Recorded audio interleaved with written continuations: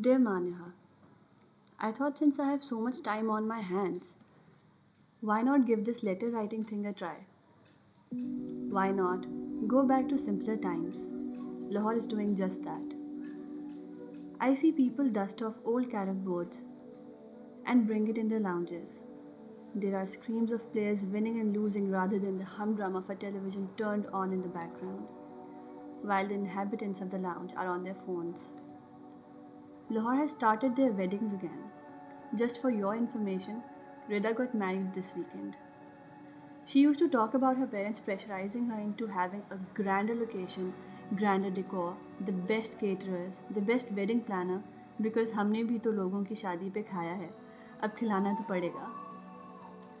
And on Saturday, she and Mustaba tied the knot in her lounge, wearing sister's joda, and she had her nani's gote wala dupatta, all white, all beautiful. The videos showed her and her parents dancing all night. I talked to her yesterday. She said she has tea with her susral every morning outside and all day long. The house is in hustle and bustle with her auntie making new dishes and uncle fixing the spaces and redecorating the house. Mustaba finally is working on his own PR firm, at least making just the specifications. That's the only thing he can do. Rida herself, she says she doesn't know what to do with herself. Is she supposed to dress up like a bride? Or is this a holiday for bridal season, this pandemic? On topic of me, I'm me. I sit in a corner and read all day. Finally, I have the time. I can read and not feel guilty for not finding a job. But the pandemic is bad for everyone else in the house. My little sister runs around looking for something new to do. One day coffee, one day cake, one day soup, so much energy. My mom, she hasn't gone out other than grocery shopping. She says she's fine and happy to be home with knowing her daughters are here. But in truth, she misses Nano, sneaking off to gossip with her or taking her out. Basically, no drama. Papa, on the other hand, he's getting too agitated. He goes around telling everyone Corona is nothing. Pakistani people can't have Corona, and our millions of people die every day with TB and malaria. We have already had such amazing immune systems. He said that before my Corona test came positive. Now he doesn't use that theory. No one else is getting tested because they're scared. But I'm happy isolating myself. No symptoms, no worries are basically the motto of my family. Basically, denial is the motto.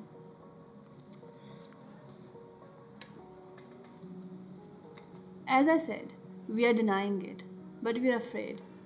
We live in this beautiful house. We have all the luxuries of the world. But there is this impending doom upon us. We feel that death is a visitor, but its name is pandemic and it's quite subtle. Remember that John Green book said depression isn't a side effect of cancer, it's a side effect of death. We are not afraid of pandemic, we are afraid of the looming death. And that too, so silent, who knows who it might target. And yet, a beautiful house can't protect us from it. My mom's not meeting her best friend, my nano, her own mother because she's afraid of losing her. My father, with his broken leg and asthma, feels he's an easy target for corona, yet his theories are the only thing that helps him going. So we let him tell us about his theories. Yesterday, quietly, without anyone noticing, my father brought an oxygen tank home after hearing about his friend. We keep on pretending, we keep on going. Why do you think so many people are getting married? Even girls who would never ever want such a small event. There's this weird fear looming over us that says it's now or never. Literally, let death do us part. That is another reason for people to busy themselves. Anything to divert the humdrum of actual life. We as people forget that silence is life. It's the humdrum that just is artificial. It's exhausting being silent, exhausting and painful just like life is. So we use movies, books, music to make sure we don't have to deal with the silence. But now, the natural order of life, let us hear the monotone again. Be forced to confront the silence, and since modern ways, movies, TV, phone, have reached its peak and comfort us no longer, here we stand bringing out the old guns, board games, talking, cooking for pleasure, knitting, sitting together, and looking at each other. I hope I see you in better days.